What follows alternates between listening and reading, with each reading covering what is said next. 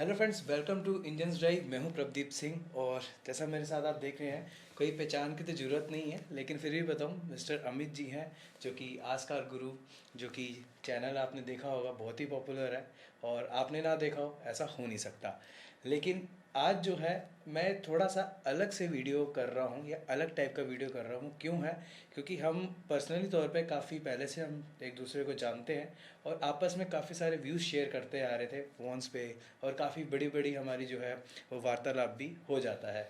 लेकिन ऐसा ही एक्सपीरियंस देने के लिए कि हम बात क्या करते हैं आपस में, किस टॉपिक पे बात करते हैं, तो आज ऐसे ही एक टॉपिक पे हम बात करने वाले हैं, जो कि है पेट्रोल और इलेक्ट्रिक के अंदर जो कन्फ्यूज़न हो रही है जाने पे, ट्रांसफॉर्मेशन पे। तो उसी के बारे में हमने सारी बात करनी है, थोड़ा सा पॉडकास्ट स्टाइल में। तो सर, वेलकम हमारे चैनल पे। बहुत अच्छा लगा मुझे कि आपने कम से कम अपने चैनल पर इनवाइट तो किया मुझे। रोज़ रोज़ मिलने के मुकाबले ये ज़्यादा इंटरेस्टिंग लगा मुझे। जी जी जी जी। तो सर, आपको मालूम ही है, हमने टॉपिक करना है कि आजकल पेट्रोल बहुत महंगा हो रहा बहुत। है। ये तो 100 पार कर चुका है। सो नहीं सर, अभी पर मैं डलवा के आया हूँ, दिल्ली में 107 हो गया है अभी के टाइम में, जिस वक्त हम शूट कर रहे हैं। बहुत महंगा हो गया है पेट्रोल। तो आपको लगता है कि क्या ये कुछ जो पैटर्न है, ये हम्म। कस्टमर्स का भी और इन सब चीज़ों का भी, ये कोई फ़र्क आएगा इसमें? नहीं, मुझे नहीं लगता। फ्यूल प्राइस ऐसी चीज़ें हैं जो एक बार ऊपर चढ़े आती हैं तो वापस लौट के कभी नहीं आई हैं। हिस्ट्री में 2 4 6 रुपये ऊपर नीचे होना अलग बात है। बाकी कोई बड़ा चेंज नहीं आएगा। और चाहे पूरे इंडिया ही नहीं, पूरे वर्ल्ड में हर जगह, अभी पाकिस्तान में भी तय तय मची है। वहाँ भी बड़ी बड़ी न्यूज़ चैनल खबरें दे रहे हैं। तो केवल इंडिया नहीं, सारी दुनिया इससे पीड़ित है। और ये हमेशा प्रॉब्लम बनी रहेगी, क्योंकि फॉसल फ्यूल एक लिमिटेड क्वांटिटी में अवेलेबल है। जी। वो जल्दी ख़त्म हो जाएगा। तो जब ख़त्म होगा तब उसकी कीमतें और तेज़ी से बढ़ेंगी। ये कोई बड़ी बात नहीं, किसी समय उसकी कीमतें सोने से भी ज़्यादा एक्सपेंसिव हो सकती हैं जब आखिरी डोज बचेगी। नहीं, बिल्कुल सही बात है। तो यहाँ पर अभी मुझे लग रहा है कि इंडिया के अंदर, हम जानते हैं, मार्केट के लिए हम काफ़ी टाइम से हम स्टडी कर रहे हैं, तो यहाँ पर अभी पेट्रोल और डीजल का ही मार्केट अभी भी बना हुआ है, बहुत कम है कि ईवी का मार्केट है। तो आपको लग रहा है कि जो अभी गवर्नमेंट बोल रहा है कि आप फ्लेक्स फ्यूल पे आ जाए, उस पर क्या राय होगी? देखिए, फ्लैक्स फ्यूल में सस्ता फ्यूल तो अवेलेबल हो जाएगा, ये बात तो मैं एग्री करता हूँ। एथनॉल सस्ता है, उसका सारा रॉ मटेरियल इंडिया में अवेलेबल है। हमारे लाखों किसान अगर जरा सा तैयारी कर लें तो इतना लीटर, इतने लाखों लीटर मतलब तैयार हो जाएगा एथनॉल कि हमारी गाड़ियाँ कम पड़ जाएंगी। हाँ, तो ये तो इतना इंतजाम है इंडिया में। लेकिन बस प्रॉब्लम ये है कि हमारी गाड़ियाँ क्या उसके लिए तैयार हैं। इस समय जो हम इंजन यूज कर रहे हैं उन सब में इंजन में 5% एथेनॉल तक के लिए अच्छे हैं। अच्छा जी। और हालांकि अभी आजकल कई शहरों में 10% एथेनॉल वाला फ्यूल मिलने लगा है। हम्म। उनके साथ भी एडजस्ट कर ले रही हैं, कोई दिक्कत नहीं आ रही है। लेकिन जब फ्यूचर में 20% एथेनॉल, 40% एथेनॉल जैसे ऑप्शन आने लग जाएंगे, तब इनको ज़रूर दिक्कतें आएंगी। एक वजह है कि एथेनॉल बेस्ड फ्यूल सिर्फ फ्यूल एवरेज ही कम नहीं देते हैं, वो इंजन की लाइफ को भी काफ़ी कम करते हैं। फ्यूल पंप की लाइफ को कम करते हैं। टैंक में अपने आप पानी जो कि ह्यूमिडिटी के साथ आता है, मॉइस्चर के साथ आता है, वह इकट्ठा हुआ करता है, वो एक बड़ा इशू है। यानी ओवरऑल एक कार की मेंटेनेंस थोड़ी इंक्रीज हो जाएगी इससे। बिल्कुल। ये अलग बात है कि हमें थोड़ा सस्ता फ्यूल मिल जाएगा टेम्परेरी, लेकिन उसका बेनिफिट कोई बड़ा मिलेगा नहीं, क्योंकि लॉन्ग टर्म में उतना ही मेंटेनेंस मेंटेनेंस कॉस्ट आएगी। लगेगा। तो हमें कोई बड़ा ऐसा फ़ायदा नहीं मिलने वाला जो फ्लेक्सी फ्यूल से बेनिफिट है। अगर फ्लेक्सी फ्यूल बेस्ड इंजन सस्ते आने लग जाएं, तब ये फ़ायदा हो जरूर हो सकता सकता है। है, हो सकता उससे है। पहले तो बस केवल एक यही फ़ायदा है कि इंडिया को अरबों खरबों डॉलर्स ये गल्फ़ कंट्रीज़ को नहीं भेजने पड़ेंगे, जिससे इंडिया वापस सोने की चिड़िया बन सकता है। हम्म। ये फ़ायदा है क्योंकि वो गल्फ़ कंट्री हमारे पैसे पे शेख लोग ऐश कर रहे हैं, बिल्कुल। और हम यहाँ परेशान घूम रहे हैं महंगा महंगा पेट्रोल खरीद के। तो या तो फिर इलेक्ट्रिक पे शिफ्ट हुआ जाए। इलेक्ट्रिक का भी हाल वही है, क्योंकि जितने लोग इलेक्ट्रिक को क्रिटिसाइज़ कर रहे हैं उनके पास एक बड़ा बहाना है कि इलेक्ट्रिक भी तो कोल पे आता है और कोल बिल्कुल। भी पॉल्यूशन फैलाता है। हाँ, मैं एग्री करता हूँ, और कोल अभी तो पॉल्यूशन फैलाता है। कॉल की कमी भी हो गई थी। लेकिन अब कोल के पॉल्यूशन और पेट्रोल के पॉल्यूशन को कंपेयर करेंगे तो एक बड़ा डिफरेंस है, मैं आपके बिल्कुल। साथ शेयर करता हूँ। स्टडी प्रोवन नहीं है, लेकिन एक सिंपल मैथमेटिक्स से समझ में आता है। हम 500 लीटर 500 किलोमीटर जाने के लिए जितना पेट्रोल खर्च करते हैं, वो जितना धुआं छोड़ता है, उतना 500 किलोमीटर जाने के लिए इलेक्ट्रिक कार के लिए जितना कोयला जलता है, उन दोनों के पॉल्यूशन के लेवल में बहुत अंतर है। फर्क है। पेट्रोल वाला पॉल्यूशन ज़्यादा गंदा, ज़्यादा जहरीला है और वह इतनी क्वांटिटी में है, और जबकि कोयले वाला पॉल्यूशन केवल इतना है, वह उतना जहरीला भी नहीं है। और दूसरी चीज़ है कि कोयले वाले जितने प्लांट हैं वो शहर से दूर है, वो जंगलों के आसपास हैं, जिसकी वजह से जंगल उनका कार्बन सोख कर लेते हैं और वह एडजस्ट हो जाता है एनवायरनमेंट में। लेकिन जो पेट्रोल का, डीजल का पॉल्यूशन है, वो शहरों में हमारी नाक के थ्रू भीतर जाता है, हमारी बॉडी में, जो ज़्यादा जहर है। तो जो लोग इसको इस जहर के क्रिटिसाइज करते हैं, उनको पता नहीं कि क्वांटिटी का कितना डिफरेंस है दोनों के बीच में, कि कोयले में इतना सा पॉल्यूशन है और पेट्रोल में इतना पॉल्यूशन है, उतना ही चलने पर ऊपर से वो पॉल्यूशन शहरों में जहर घोल रहा है। बिल्कुल, ये डिफरेंस है। अब यहाँ पर ना मैं आपको एक और बात बताऊँ कि कोयला भी लिमिटेड है। हाँ बिल्कुल, इसको भी आप जल्दी भाई यूज नहीं कर सकते, ये लिमिटेड है, बहुत जल्दी यह भी ख़त्म हो जाएगा। तो हमें कहीं ना कहीं एनर्जी शिफ्ट करनी पड़ेगी। और एक और बात है सर, आप एक चीज़ भूल रहे हैं, पेट्रोल पे अभी टैक्स भी ज़्यादा है। देखिए, जब चीज़ें कम होती हैं तब टैक्स ज़्यादा होता बिल्कुल। है। एक वजह, एक और भी है, इंडिया की इकोनॉमी में जहाँ केवल गिने चुने कुछ परसेंट लोग ही टैक्स पे करते हो, इनकम इनकम वाला नॉर्मल टैक्स तो सब लोग डायरेक्ट टैक्स कम पे करते हो, उस कंडीशन में गवर्नमेंट के पास सब्स्टिट्यूट है क्या कि वो कहाँ से अपनी इकोनॉमी चलाए, कहाँ से लोगों को सब्सिडी दे, कहाँ से लोगों को फ्री राशन, फ्री चीज़ें दे, कहाँ से लोगों को पेट्रोल डीजल में सब्सिडी दे, कहाँ से लोगों को ट्रैक्टर खरीदने में सब्सिडी दे, यूरिया खरीदने में सब्सिडी दे, बीज खरीदने में सब्सिडी दे, और नए नए कितने लोगों को आरक्षण जैसी चीज़ें भी हैं। बिल्कुल। ऐसे खिलौने लॉलीपॉप बांटे जाते हैं और चावल 2 रुपये किलो कहाँ से दिया जाएगा। ये सब पैसे तो इनडायरेक्टली या तो पेट्रोल से वसूले जाएंगे, या वो आजकल बड़े बड़े पैक चलते हैं ना, उनसे वसूले जाएंगे। तो इन्हीं चीज़ों पे इसीलिए ज़्यादा टैक्सेस हैं। क्यों?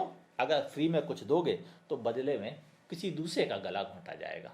तो आम पब्लिक का गला पेट्रोल से घुट रहा है, और कुछ खास लोग ये सब्सिडी लेके अपना फ़ायदा उठा रहे हैं। बिल्कुल, हाँ ये तो है। लेकिन एक बात सर, एक और चीज़ है, फ्यूचर में पेट्रोल पे जितना टैक्स लगेगा, चलो वो तो बात की बात है, पेट्रोल बचा ही नहीं तो फिर टैक्स किससे लगाएंगे?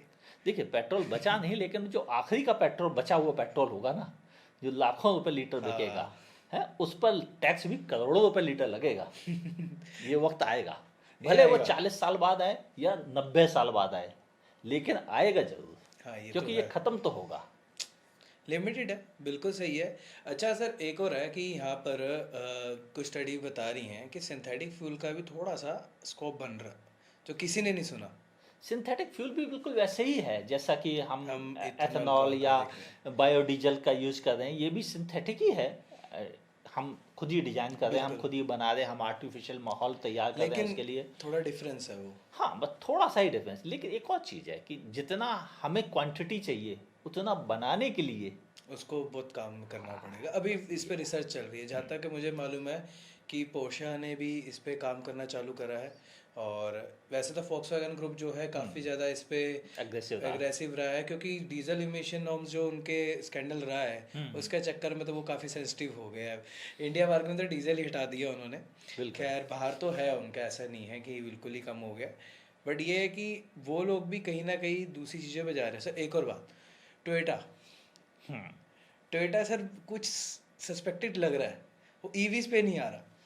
उनका हाइड्रोजन पे ज़्यादा ध्यान है। बिल्कुल। और उनको लगता है कि हाइड्रोजन उनके लिए ज़्यादा ईजी रहेगा। हालांकि हाइड्रोजन के साथ बड़ी दिक्कत ये है कि एक हाइड्रोजन कार में 2 कारों की कीमत छिपी होती है। हाँ ये तो है। क्यों? एक तो इलेक्ट्रिक कार छिपी है उसके भीतर, तो इलेक्ट्रिक कार का पैसा देना पड़ेगा आपको। फिर एक पैसा आपको देना पड़ेगा हाइड्रोजन को इलेक्ट्रिक में कन्वर्ट करने का पैसा, यानी आपको 2 इंजन खर्च के पैसे देके एक कार खरीदने को मिलेगी, जो मेरी नज़र में थोड़ा नहीं, बहुत ज़्यादा एक्सपेंसिव है। लेकिन सर मिराई भी उन्होंने सेकंड जनरेशन लॉन्च करी है। हाँ, बात की अगर एक्चुअल में हाइड्रोजन फ्यूल की बात की जाए तो गिनी चुनी 4-5 कारें हैं पूरे वर्ल्ड में। बिल्कुल। जिनमें मिराई सबसे अधिक बिकने वाली में मिराई भी है, या Hyundai नेक्सो है, Nexo की नेक्सो है। ये 2 कारें ही पूरे वर्ल्ड में। इंडिया में सर वो लाने का सोच रहे हैं। ये भी बात होंडा है। भी अपनी एक कार के बारे में बात कर रहा है। क्लैरिटी, वो भी उसके बारे में भी है। बस पूरे वर्ल्ड में ये 3 कारें गिनी चुनी हैं जिनको मतलब रिस्पेक्ट मिली है, जिनमें मिराई को सेकंड जनरेशन पे पहुंच गई है। बिल्कुल। बाकी सब अभी फर्स्ट और जनरेशन में इवन है। सर वो अभी पहले एक से वर्ल्ड रिकॉर्ड भी बना चुके हैं वो हाँ 1400-1500 मील्स का बहुत सिंगल ज़्यादा होता सिंगल है टाइम में। सिंगल टैंक में, तो बहुत ज़बरदस्त चीज़ है। लेकिन एक और बात है कि हमारे इंजीनियर्स यहाँ पे काम कर रहे हैं इंडिया वाले। हाँ, लेकिन प्रॉब्लम क्या है कि अभी देखिए जो हाइड्रोजन फ्यूल बेस्ड प्रोडक्ट हैं वो छोटे छोटे बनाने की जगह पर बिल्कुल। इले- बसों में हाइड्रोजन फ्यूल का अगर इस्तेमाल किया जाए तो ज़्यादा तो हमारे लिए ज़्यादा बेहतर बेनिफिट रहेगा। इवन टाटा ने काम कर रहे हैं इस पे। सभी लोग काम कर रहे हैं टाटा ने शायद मुझे अभी। इन्फॉर्मेशन मिली है हाँ, कि तीन बाहर चार की गाड़ियाँ मार्केट में उन्होंने चालू करी है ये उन्होंने कुछ चीज़ें। तैयारी की है और होपफुली इंडिया में भी वो बहुत जल्दी पहली सप्लाई रेंज देने वाले हैं हाँ कि वह ट्रायल बेसिस पर कुछ 4 या 7 कारें हैं, बसें हैं जिन्हें वो दे रहे हैं हाइड्रोजन फ्यूल बेस्ड।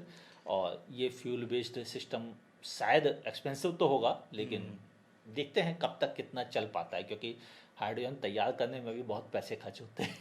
सर सीधी सीधी बात है, इसका मतलब अभी के टाइम में पेट्रोल भरवाओ आप।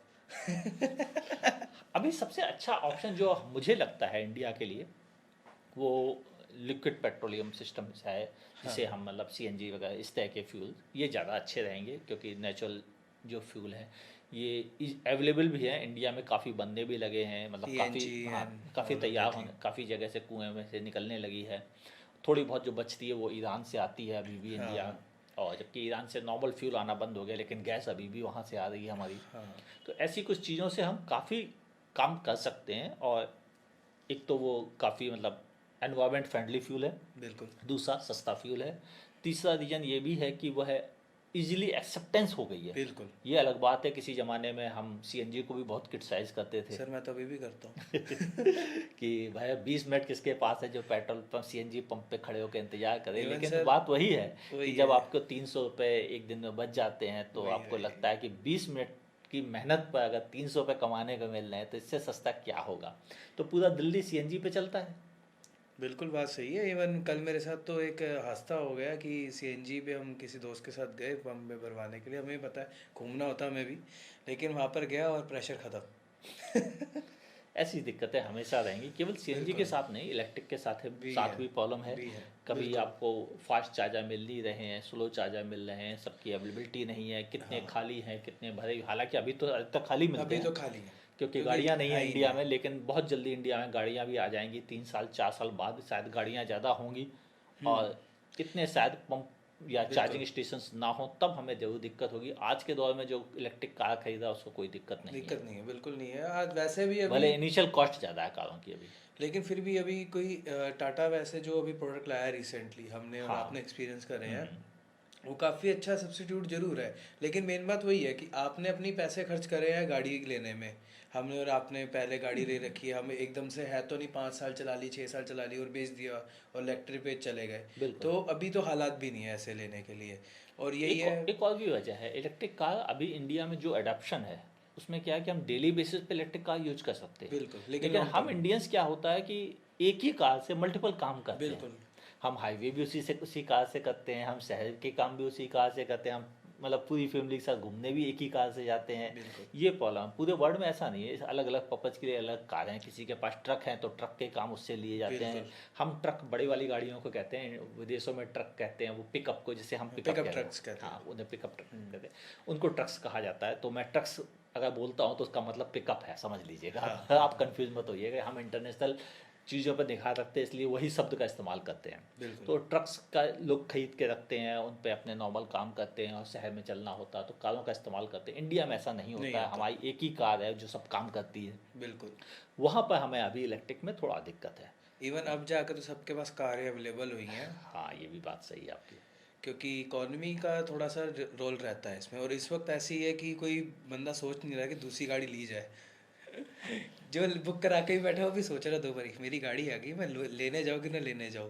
ये बात पेट्रोल सही है, डीजल के पेट्रोल अच्छा, रेट के कभी चक्कर आपने में। ऐसा सोचा था कि सेमीकंडक्टर इतना बड़ा इशू हुआ कि गाड़ियाँ बन ही नहीं पाएंगी फैक्ट्री में, कारें बन के खड़ी हैं, बॉडी खड़ी है उनकी, सब कुछ खड़ी है, बस बिल्कुल सेमीकंडक्टर्स नहीं लगे हैं, इसकी वजह से वो हमको सप्लाई नहीं कर पा रही हैं। बिल्कुल। ये ऐसा भी कभी पॉइंट है, नहीं। ये भी पॉइंट है पूरे। ये तो शायद क्राइसिस अभी कह रहे लंबी चलेगी इस पे भी। हाँ, मैं एग्री करता हूँ, क्योंकि जब 2 साल पहले मैंने ये सब्जेक्ट उठाया था तो इंडियन मैन्युफैक्चरर्स उसके लिए शायद उतने तैयार नहीं थे। अब वो सोच क्योंकि रहे हैं। जिस समय अमेरिका ने बैन लगाया था चाइनीज़ सेमीकंडक्टर ब्रांड्स के ऊपर, तब उस समय के बाद से लेकर सेमीकंडक्टर की क्राइसिस शुरू हो गई थी। और ये बात उसी समय समझ में आ गई थी कि जब इतना बड़ा शेयर मार्केट से गायब करा दिया जाएगा एक झटके में। अमेरिका की अपनी क्या पॉलिसी है, मैं पॉलिटिक्स में नहीं जाता, लेकिन इससे पूरे वर्ल्ड को नुकसान उठाना पड़ा है, क्योंकि सेमीकंडक्टर की शॉर्टेज हो गई और कुछ सब परेशान कंपनियों हो को फ़ायदा है, कुछ ही कंपनी। हाँ, कुछ ही कंपनीज को फ़ायदा है, बाकी अधिकतर पूरे वर्ल्ड की सभी कंपनीज प्रॉब्लम में है। और सबसे बड़ा प्रॉब्लम अभी अगर हमने नोटिस किया है तो मारुति के पास सारा मारुति स्टॉक and बना महिंद्रा। खड़ा है, जिसके पास कोई भी सेमीकंडक्टर्स ऑलमोस्ट ना के बराबर बचे हैं। इवन मारुति की तो 2 गाड़ियां जो लॉन्च होने वाली थी सब वो रोक दी गई हैं। रोक दी गई हैं। और यही नहीं, महिंद्रा हुंडई भी ने अभी हुंडई ने है। भी रोक दिए हैं, क्योंकि हुंडई के पास भी सोर्स वही है सैमसंग सेमीकंडक्टर सैमसंग का। से, हाँ।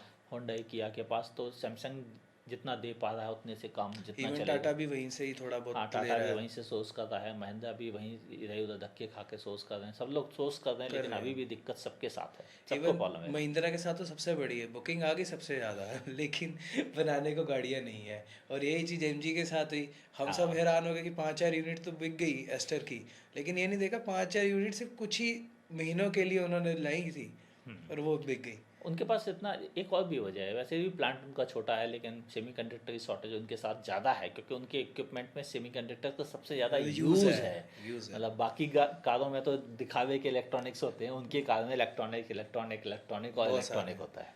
एडास वो अपने आप को कहते हैं हाँ हम टेक ऑटो कंपनी है। बिल्कुल। हम ऑटो कंपनी नहीं है, टेक ऑटो कंपनी है। तो भैया अब टेक का नुकसान उठाओ। और यही चीज़ फिर हमें पेट्रोल डीजल पे भी उठाना पड़ेगा अभी। हमारा जो सब्जेक्ट था कि फॉसिल फ्यूल कितना रहेगा और इलेक्ट्रिक कितना रहेगा, तो मेरा तो ये मानना है कि फॉसिल अभी तो रहेगा सर पर, हमारी सवाल हमारे सर से नहीं उतरेगा इसका भूत।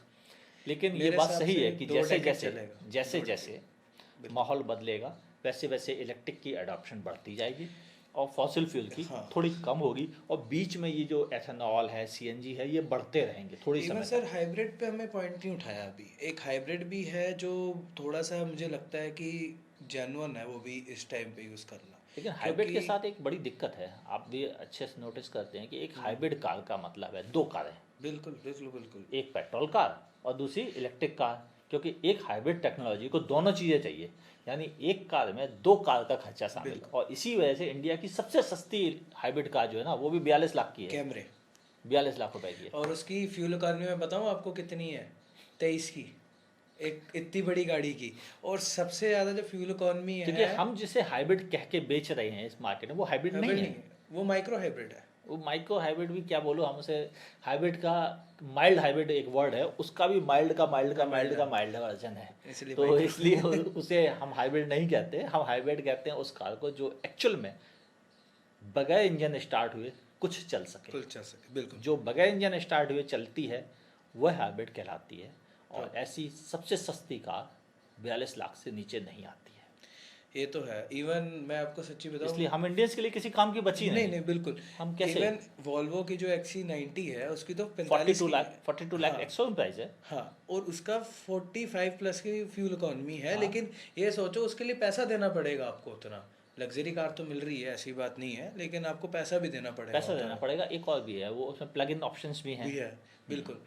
आपको नहीं, अगर आपका रीजनरेशन इतना ज़्यादा नहीं हो रहा तो आप चार्ज कर लीजिए, बस काम खत्म। और इनफैक्ट इससे फ्यूल भी बचता है। मुझे लगता है कि सर वैसे एमजी का जो 48 वोल्ट वाला सिस्टम है वो मुझे कुछ मामले में सही है, कुछ मामले में सही है वो, कि वो सचमुच में थोड़ी बचत कर देता है। तो ये सब, चलो ये सब चीज़ें तो चलती रहेंगी। अभी तो हमारा अभी हमें पेट्रोल डीजल से निर्भरता कम करनी चाहिए, लेकिन कम करना आसान नहीं है। एक और सर बात है इलेक्ट्रिक में ना, हमने एक और पॉइंट यहाँ पर मैं मेंशन करूँगा आपके सामने, कि ना हम रेंज कॉन्शियस हो जाते हैं कि अभी नहीं लेनी चाहिए, ये ऐसा है वैसा है। सर और मैं अभी ऑफ द कैमरा बात भी कर रहे थे इस पर, और ये पॉइंट सर हमें मेंशन भी करना ज़रूरी है। रेंज की दुश्मनी बैटरी है। ये पॉइंट आपको कैसा लगता है जब हम बात कर रहे हैं? नहीं, ये बात बिल्कुल सही है कि हम यही बात कर रहे थे कि रेंज की दुश्मन खुद की बैटरी है। उसकी वजह है कि हमको लगता है कि बैटरी साइज बढ़ा देने से रेंज बढ़ जाएगी, जबकि ऐसा होता नहीं है। आपको बहुत सही एग्जांपल दूं मैं, अगर मान लिया 30 किलोवाट की बैटरी लगी हुई है एक छोटी कार में, और वह हमें 200 किलोमीटर की रेंज दे रही है, तो अगर हम सोचते हैं उसमें 30 की जगह 60 किलोवाट की बैटरी लगा देंगे बिल्कुल। तो रेंज 400 हो जाएगी, जबकि सच में ऐसा नहीं होता। नहीं वो रेंज रह जाती है 310 किलोमीटर की। क्यों? क्योंकि जो 30 किलोवाट की बैटरी का वजन है, उसकी वजह से पहले वाली 30 किलोवाट की बैटरी जो पहले से लगी हुई है वो उसको ढोने में ही ज़्यादा बैटरी कंज्यूम कर देती हैं। तो हमें Notice। एक्स्ट्रा बड़ी बैटरी होने से फ़ायदा नहीं, एक्चुअल में नुकसान होने नुकसान हो लगता जाता है। है। तो ये एक बड़ा टॉपिक है जिसे अभी पब्लिक समझ नहीं पा रही, क्योंकि उसने उस पर काम नहीं काम किया नहीं है। करा, बिल्कुल। जिस दिन उनको समझ में आ जाएगा तब उनको ये बात समझ में आ जाएगी कि रेंज बड़ी की शायद ज़रूरत हमें कम है। बिल्कुल। वैसे भी मैं पेट्रोल पंप जाता हूँ तो मेरे आगे 5 कारें अगर खड़ी हैं पेट्रोल भरवाने के लिए, तो उनमें से 4 कार वाले 500 रुपये का पेट्रोल डलाते हैं। बताओ। लेकिन जब उनसे कहो कि आप इलेक्ट्रिक कार लोगे तो बोले ऐसा रेंज ही नहीं है। हमने कहा अभी आपने 500 का पेट्रोल डलाया, इसमें कितनी चलेगी? बोले 60 किलोमीटर। हमने जब आपका 60 किलोमीटर में काम चल जाता है तो आप 500 किलोमीटर रेंज वाली कार की डिमांड क्यों कर रहे हो? बिल्कुल। अब किसी के पास जवाब नहीं है। ये वो ये तो सच्चाई है कि हम जबरदस्ती रेंज के भूखे हो रहे हैं, जबकि हमारे पेट में हमारी ज़रूरतें बहुत कम हैं, लेकिन फिर भी हम रेंज के लिए पागल हो रहे हैं। मेरी नज़र में 150 किलोमीटर से लेकर 250 किलोमीटर की रेंज काफ़ी है। हम इंडियंस के लिए बहुत है ज़रूरत के अनुसार। बिल्कुल। तो ये चलो बातें तो होती रहेंगी। अभी काफ़ी ज़्यादा जो है हम लोग इस पे मंथन भी कर रहे हैं, क्योंकि सर भी जो है कम से कम 1800 सीसी की गाड़ी चलाते हैं अभी। जी हाँ। और मैं खुद टर्बो चार्ज वाली चलाता हूँ और मैं सीएनजी पे रेफ़र नहीं करता। तो हम लोग तो काफ़ी सब्स्टिट्यूट देखते हैं कि पब्लिक ट्रांसपोर्ट पे निर्भर हो जाएं, या कभी कभी गाड़ी निकाल लीजिए इंजॉय के लिए, वीकेंड के लिए बाहर निकलना, चलो तभी खर्चा कर दिया। तो ऐसे लगता है सोल्यूशंस ही करने पड़ेंगे अभी के लिए खासकर। मेरा मानना है कि अगर पॉसिबल हो कि हम अपना छोटा सा ईगो छोड़ दें, अननेसेसरी का घूमना बंद कर दें। दूसरा, अगर हमें जाने के लिए कोई पब्लिक कन्वेंस अवेलेबल है तो हम अपनी कार का मोह त्याग कर, या वो एटीट्यूड वाला जो है कि नहीं मेरे पास गाड़ी है तो मैं गाड़ी से क्यों ना जाऊं, ये छोड़कर अगर थोड़ा सा पब्लिक ट्रांसपोर्ट की तरफ शिफ्ट हो जाए तो शायद यह समस्या कुछ कम हो जाएगी। बिल्कुल। और हमारी पॉकेट थोड़ी इजी हो जाएगी और पॉल्यूशन भी कम हो जाएगा, इंडिया की इकोनॉमी और बेहतर हो जाएगी। बिल्कुल। और हमारे पैसों पे जो अरब से एक लोग मोटे होते हैं, थोड़ा ये भी कम हो जाएगा, क्योंकि मुझे उनसे बहुत दिक्कत है, क्योंकि उनके पास आज से 200 साल पहले कुछ भी नहीं था। और वो केवल पेट्रोल हम इंडिया वालों, हम अमेरिका वालों को बेच बेच के अरबपति बन गए, खुद सोने की कारों में चलने लगे, और हम जितने अमीर थे उससे गरीब होते जा रहे हैं। क्यों? क्योंकि हम पेट्रोल के पीछे पड़े हैं। हमें पेट्रोल का मोह छोड़ना ही पड़ेगा। और कुछ हद तक मैं एथेनॉल को शायद इसलिए इतना सपोर्ट कर सकता हूँ, इससे ज़्यादा नहीं। सीएनजी को ज़्यादा सपोर्ट करूँगा, क्योंकि वह हमारे इंडिया में भी काफ़ी उपलब्ध है। थोड़ी बहुत ही इंपोर्ट करनी पड़ती, बहुत ज़्यादा नहीं इंपोर्ट करनी पड़ती, धीरे धीरे ये भी बढ़ता जा रहा है। तीसरा, सोलर एनर्जी हमारे यहाँ बढ़ गई है। अब हम मोर देन 30% मतलब इंडियन बगैर कोयले वाली एनर्जी पे पहुंच चुके हैं। और ये होपफुली अगले 5 सालों में हम 50% क्रॉस कर जाएंगे। यानी हम ग्रीन एनर्जी हमारे पास होगी। और तब तक अगर हम इलेक्ट्रिक पर शिफ्ट हो जाते हैं, और एक चीज़ और आपने नोटिस नहीं की है कि इंडिया का इलेक्ट्रिक का कंजप्शन कम हो गया है। हमने वो ने घरों में एलईडी बल्ब लगा के ये सब कर करके इंडिया का इलेक्ट्रिक का कंजप्शन कम कर दिया है, और उसकी वजह से इंडिया के पास अब बिजली भी रीजनेबल क्वांटिटी में बच रही है। जब आपको याद हो आज से 15 साल पहले बड़े बड़े कट होते थे, अब उतने बड़े कट नहीं होते हैं। तो ये एक बेनिफिट है हमारे पास कि हम जल्दी इलेक्ट्रिक कारों की तरफ शिफ्ट हो जाएं और जल्दी हमारे पास ग्रीन एनर्जी मिल जाए, और हम शायद अपना पैसा अरब देशों को कभी ना भेजें। और अगर ऐसा करने में सक्सेसफुल हो गए, पेट्रोल डीजल का मोह छोड़ दिया, तो शायद इंडिया जल्दी वापस सोने की चिड़िया के आसपास तो पहुंच ही जाएगा। बने ना लेना, ग्रोथ कर सकते हैं हम लोग। बिल्कुल। तो आज के लिए इतना ही है। तो सर को थैंक यू करते हैं आज। तो पहला वीडियो था हमारा इस पे। अगर आपको अच्छा लगा हो तो प्लीज़ कमेंट में मेंशन करना, और ऐसे हम टॉपिक पे और भी बात करते रहेंगे, और सर भी हमारे साथ सपोर्ट करेंगे। तो कोई अगर आपको टॉपिक अच्छा लगे तो प्लीज़ बताइएगा, हमें आपके साथ बात करते हुए अच्छा लगेगा। तो thank you for watching Indians drive.